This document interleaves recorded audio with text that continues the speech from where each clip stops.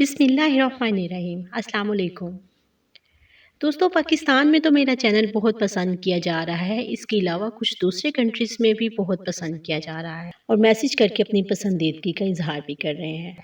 میری ویڈیوز کو بہت زیادہ لائک کیا جا رہا ہے۔ آپ سے درخواست ہے کہ آپ جس بھی شہر یا جس بھی ملک سے یہ چینل دیکھ رہے ہیں اور اس کو پسند کر رہے ہیں تو کمنٹ میں اپنے شہر اور اپنے ملک کا نام لازمی بتائیے تاکہ میں آپ کا دل سے شکریہ ادا کر سکوں۔ شہزاد میرا کزن تھا۔ گاؤں میں تعلیم کا حصول بہت مشکل تھا۔ میٹرک تک تعلیم حاصل کرنے کے لیے شہزاد کو کئی کلومیٹر کا سفر پیدل طے کرنا پڑتا تھا۔ میٹرک میں شہزاد کی نمایاں پوزیشن آنے پر ابو نے اسے اپنے پاس شہر بلا لیا۔ شہزاد مجھ سے بات کرتے ہوئے بہت گھبراتا تھا۔ شام کے وقت بھائیوں کے ساتھ لان میں کھیلتے ہوئے اگر آ جاتی، شہزاد نروس ہو جاتا۔ بھائیوں کے ساتھ کھیلنا بھول کر ایک کونے میں بیٹھ جاتا۔ میں شہزاد کی اس حرکت سے بہت زیادہ محظوظ ہوتی۔ شہزاد کے ہمارے گھر میں آنے سے والدین بہت مطمئن ہو گئے تھے۔ شہزاد گاؤں کی سختیاں جھیل کر یہاں تک تعلیم حاصل کرنے پہنچا تھا، اس لیے اس کی زندگی میں بہت زیادہ ضبط تھا۔ وقت کی قدر و قیمت بہت زیادہ تھی اس کی زندگی میں۔ میٹرک کے آخری دنوں میں میری طبیعت خراب ہو گئی۔ کچھ روز کے لیے اسکول نہ جا سکی۔ میری سہیلی جو ہمارے گھر سے کچھ فاصلے پر ہی رہتی تھی، مجھے اس کے گھر نوٹس لینے کے لیے جانا تھا۔ امی نے کہا شہزاد کے ساتھ چلے۔ شہزاد میرے ساتھ خاموشی سے جا رہا تھا۔ میں نے پوچھ لیا، شہزاد تم مجھ سے زیادہ بات کیوں نہیں کرتے؟ میرے بھائیوں کے ساتھ جو رشتہ ہے وہی رشتہ تو مجھ سے ہے۔ میں نے یہ کہتے ہوئے شہزاد کا ہاتھ پکڑ لیا۔ شہزاد کا ہاتھ کانپنے لگا۔ مجھ سے ہاتھ چھڑاتے ہوئے بولا، پتہ نہیں مجھے کیا ہو جاتا ہے اور میرے ساتھ ایسا کیوں ہوتا ہے، مجھے نہیں معلوم۔ میں نے اپنی دوست سے نوٹس لے کر جب اسے شہزاد کے بارے میں بتایا تو وہ بہت زیادہ ایکسائٹیڈ تھی شہزاد سے ملنے کے لیے۔ امتحانات سے کچھ دن پہلے میری دوست مجھ سے ملنے آئی۔ میں اپنی دوست کو ڈرائنگ روم میں بٹھا کر کچن میں آ گئی۔ شہزاد کو یہ بتا دیا کہ صبا جو کہے وہ نوٹس الماری سے نکال کر اسے دے دو۔ میں روم میں واپس آنے لگی تو شہزاد اور صبا کی باتیں سن کر وہیں رک گئی۔ شہزاد صبا کے ساتھ اطمینان سے باتیں کر رہا تھا۔ مجھے بہت زیادہ غصہ تھا۔ جس لڑکی کے ساتھ اس کا کوئی تعلق ہی نہیں، اس کے ساتھ اتنی بے تکلفی سے باتیں کرنا، لگ ہی نہیں رہا تھا کہ یہ وہی شہزاد ہے۔ میں نے کمرے میں داخل ہوتے ہی شہزاد کو باہر جانے کا کہا۔ صبا شہزاد کے اخلاق اور اس کی باتوں کے انداز سے بہت متاثر ہوئی تھی۔ مجھے شہزاد کے جاتے ہی کہنے لگی، اتنے کانفیڈنس والے لڑکے کے بارے میں اس طرح کی باتیں کرتی ہو، تمہیں شرم نہیں آتی؟ صبا ہنس رہی تھی اور صبا کے سامنے میری وہی حالت تھی جو شہزاد کی میرے سامنے ہوتی تھی۔ رات کا کھانا کھا کر شہزاد چھت پر پڑھنے چلا جاتا۔ میں شہزاد کے پاس آئی، اپنے ساتھ اس رویے کی وجہ پوچھی۔ میں آپ کی عزت کرتا ہوں۔ جن کی عزت دل سے کی جاتی ہے ان کے ساتھ مذاق نہیں، احترام کیا جاتا ہے۔ میں تمہاری بزرگ نہیں ہوں، تم سے 4 سال چھوٹی ہوں، بزرگ نہیں ہوں۔ اسی وقت میں نیچے آ گئی۔ میں نے شہزاد سے بات کرنا چھوڑ دیا۔ شہزاد کی والدہ نے اسے گاؤں بلا لیا۔ ہم میں سے کسی کو وجہ نہیں بتائی۔ شہزاد گاؤں چلا گیا۔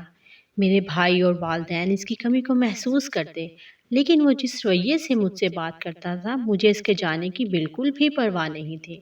شہزاد جلد واپس آنے کا کہہ کر گیا تھا۔ 15 دن گزر گئے، شہزاد واپس نہ آیا تو ابو نے شہزاد کے گھر فون کر کے خیریت دریافت کی۔ شہزاد کی پریشانی سن کر ابو نے گاؤں جانے کا فیصلہ کیا۔ امی کے ساتھ ضد کر کے چھوٹے بہن بھائی بھی جانے پر تیار ہو گئے تو ابو کو مجبوراً سب کو ساتھ لے کر جانا پڑا۔ راستے کے مناظر کو انجوائے کرتے ہوئے ہم لوگ گاؤں پہنچ گئے۔ شہزاد کے گھر میں سب پریشان چہروں کے ساتھ ہمیں ملے۔ شہزاد کی دونوں بہنیں بہت خوبصورت تھیں۔ ماریا کی عمر 16 سال اور شازیہ 15 سال کی تھی۔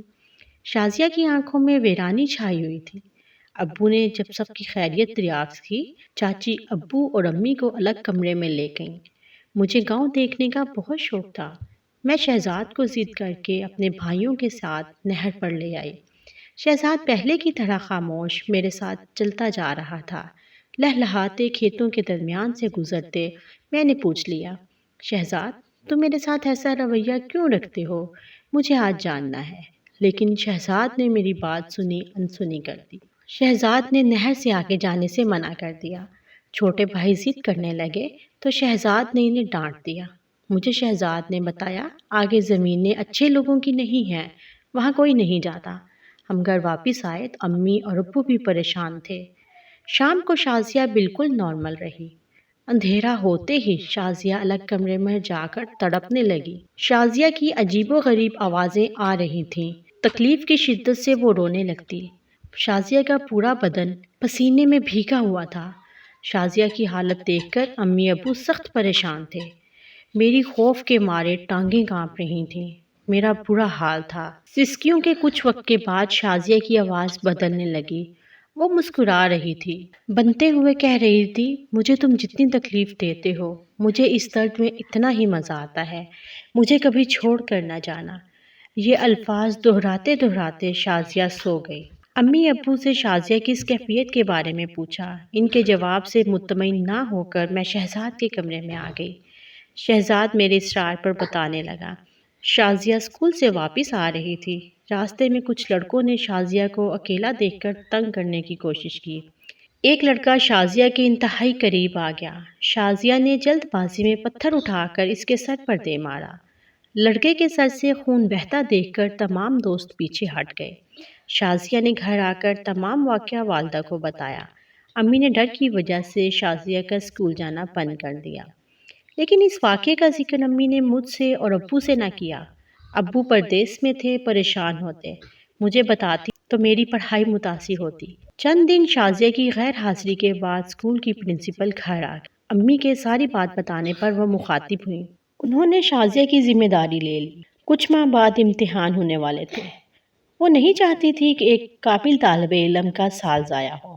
شازیہ نے جس لڑکے کا سر زخمی کیا تھا وہ بااثر زمیندار کا بگڑا ہوا بیٹا احسن تھا، جسے اپنے والد کی دولت پر بہت غرور تھا۔ اتنے یقین سے وہ ہمارے گھر رشتہ لینے آیا تھا۔ شازیہ جیسے درخت پر لگا ہوا کوئی پھول ہے، امی توڑ کر اس کے حوالے کر دیں گی۔ امی نے بنا کسی تمہید کے انہیں انکار کر دیا اور وجہ یہ بتائی کہ شہزاد کے ابو جب سعودیہ سے آئیں گے وہی فیصلہ کریں گے۔ شازیہ سے پہلے ماریہ کا رشتہ ہوگا۔ احسن کو امی کا جواب سخت ناگوار گزرا۔ جاتے ہوئے امی سے کہہ گیا، میں انکار کا بدلہ شازیہ سے لے لوں گا۔ شازیہ پہلے شام کے وقت جسم میں درد کی شکایت کرتی۔ ماموں شازیہ کی تکلیف دیکھتے ہوئے بزرگ کے پاس روحانی علاج کے لیے لے گئے۔ شازیہ اس حالت میں پہنچ گئی۔ امی نے ابو کو بتانے کی بجائے مجھے شہر سے بلوا لیا۔ میں شازیہ کی یہ حالت دیکھ کر شدید مایوس ہو گیا ہوں۔ میں شہزاد کو تسلی دے کر امی کے پاس سونے آ گئی۔ صبح ابو اور شہزاد شازیہ کو لے کر گاڑی میں روانہ ہو گئے۔ امی اور چاچی کو بھی انہوں نے نہیں بتایا تھا وہ کہاں جا رہے ہیں۔ شام سے پہلے ان کی واپسی ہوئی۔ اس رات شازیہ بالکل پرسکون خاموش بیٹھی رہی۔ شازیہ کو پرسکون دیکھ کر سب مطمئن اور خوش تھے۔ ہماری یہ خوشی عارضی ثابت ہوئی۔ صبح شازیہ نہ اٹھی۔ چاچی اٹھانے گئی تو شازیہ کی کیفیت عجیب و غریب تھی۔ شازیہ کا منہ بند تھا۔ ایسا لگ رہا تھا جیسے کسی نے منہ سلائی کر دیا ہے۔ ہاتھ اور پیر مڑے ہوئے تھے جنہیں وہ ہلا بھی نہیں سکتی تھی۔ چاچی وہیں زور زور سے رونے لگی۔ سب شازیہ کی اس حالت سے خوفزدہ ہو گئے۔ ابو نمبر ملا کر کسی کو شازیہ کو دکھانے کا کہہ رہے تھے، لیکن وہاں سے ملاقات کے لیے منع کر دیا گیا، یہ کہ ایک دن صبر کریں۔ وہ دن ہمارے تھے قیامت تھا۔ شازیہ کچھ کہنے کی کوشش کر رہی تھی لیکن اس کے منہ پر جانور کی طرح غرانے کی آوازیں آ رہی تھیں۔ سن کر ہم سب کے دل دہل گئے تھے۔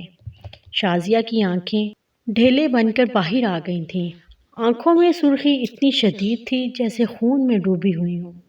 چاچی اور ہم سب شازیہ کے پاس بیٹھ کر تلاوت کر رہے تھے۔ کلام پاک کے اثر سے شازیہ نے آوازیں نکالنا بند کر دیا تھا۔ وہ پورا دن اور رات ہم نے جاگتے ہوئے گزاری۔ کھانے پینے کا ہوش بھی نہیں تھا۔ گھر میں ماتم کا ماحول تھا۔ وہ رات جاگتے ہوئے گزری۔ اگلے دن دوپہر 2 بجے کے قریب ہمارے گھر بزرگ آئے۔ ان کے ہاتھ میں مرغی تھی جس کا منہ سلا ہوا تھا، ٹانگیں اور پر بھی بندھے ہوئے تھے۔ ہم سب حیرت سے مرغی کو دیکھ رہے تھے۔ بزرگ ابو کو ساتھ لے کر شازیہ کو کمرے میں لے گئے۔ کچھ وقت کے بعد بزرگ اور ابو باہر آئے۔ مرغی شہزاد کو دیتے ہوئے کہا، مرغی کٹوا کر صدقہ کر دو۔ شازیہ کو کمرے میں جا کر دیکھا تو وہ پرسکون لیٹی ہوئی تھی۔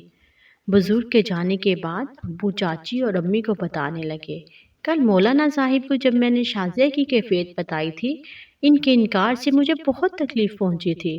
انہوں نے کل ہی اپنے شاگرد کو مختلف ایسی جگہوں پر بھیج دیا تھا۔ ان میں سے ایک شاگرد کو یہ مرغی قبرستان کے گورکن سے ملی تھی اور اس مرغی کے ذریعے شازیہ پر کالا جادو کیا گیا تھا۔ قبرستان کے گورکن نے بتایا، دو نوجوان لڑکے قبرستان آئے۔ ان کے ہاتھ میں کپڑے کا تھیلا تھا۔ ان کا انداز پراسرار تھا۔ وہ خاموشی سے قبرستان کے اس حصے میں گئے جہاں لوگ نہ ہونے کے برابر جاتے تھے۔ جب وہ واپس جا رہے تھے، ان کے ہاتھ خالی تھے۔ ان کے جانے کے بعد میں اس حصے میں گیا۔ ایک پرانی قبر کے اندر مجھے مرغی ملی۔ چاچی سمجھ گئی، جس نے اپنے انکار کا بدلہ کالا جادو کروا کر لیا تھا۔ کچھ دن میں شازیہ کی حالت بہتر ہو گئی۔ ابو نے چچا کو یہاں ہونے والے واقعات کا بتا دیا۔ ابو بھائی کے مشورے کے بعد چاچی کی فیملی کو شہر لے آئے اور چند دن کے اندر ہمارے گھر کے نزدیک گھر کرائے پر لے لیا۔ وہ دن جب بھی یاد آتے ہیں تو رونگٹے کھڑے ہو جاتے ہیں۔